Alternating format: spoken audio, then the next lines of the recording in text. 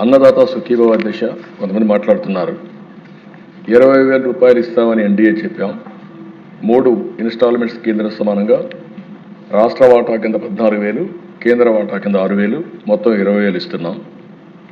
అయితే ఆ దిశ ఎవరైతే విమర్శిస్తున్నారో అని చెప్పేది 7,500 రూపాయలు వాళ్ళు రైతులకు ఇస్తే ఈరోజు 14,000 రూపాయలు రాష్ట్ర ప్రభుత్వం అంటే రెండింతలు ఇస్తున్నామని చెప్పి కూడా నేను మీకు తెలియజేస్తున్నాను.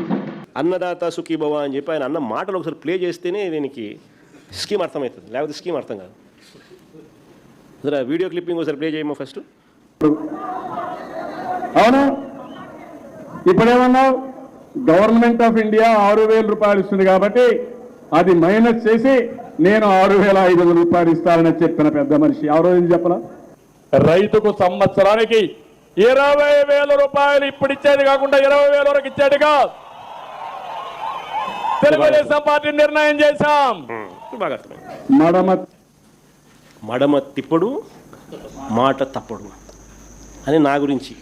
అది మనం అసలు పిఎం కిసాన్ అనేది అసలు ఫస్ట్ ఆఫ్ ఆల్ మన మేనిఫెస్టో వచ్చిన తర్వాత పిఎం కిసాన్ గురించి ఆయన మాట్లాడాడు.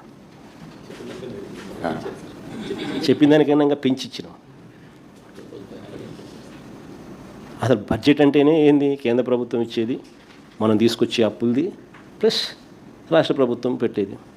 కానీ ఈయనేమన్నాడు? స్పెసిఫిక్గా వాళ్ళు ఇచ్చేది కాక నేను 20,000 ఇస్తాను అన్నదాత సుఖీభవ పేరుతో అని చెప్పినాడు. స్పెసిఫిక్గా చెప్పినాడు. చెప్పిన ఈ పెద్ద మనిషి ఈ 20,000 రూపాయలు మా హయాంలో చివరి సంవత్సరం మా హయాంలో రైతులందరూ ఎంతమంది ఉన్నారని చూస్తే 53,58,000 మంది. ఈ 53,58,000 మందికి ఇంటూ 20,000 రూపాయలు అన్నదాత సుఖీభవ కింద పిఎం కిసాన్ ఇచ్చేది కాక ఈయన ఇవ్వాల్సింది. అంటే 10,717 కోట్లు సంవత్సరానికి ఇవ్వాలి.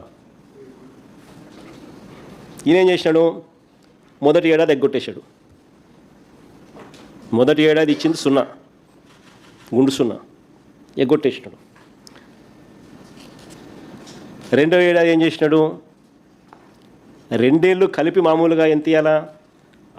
మొదటి సంవత్సరం 20,000, రెండో సంవత్సరం 20,000, 2 ఏళ్ళకి కలిపి 40,000 ఇవ్వాలి. ఈయన ఎంత ఇచ్చినాడు? 2 ఏళ్ళకి కలిపి అప్పుడు ఒక 5,000, తర్వాత ఒక 5,000, 10,000, 30,000 ఎగరగొట్టేసినాడు.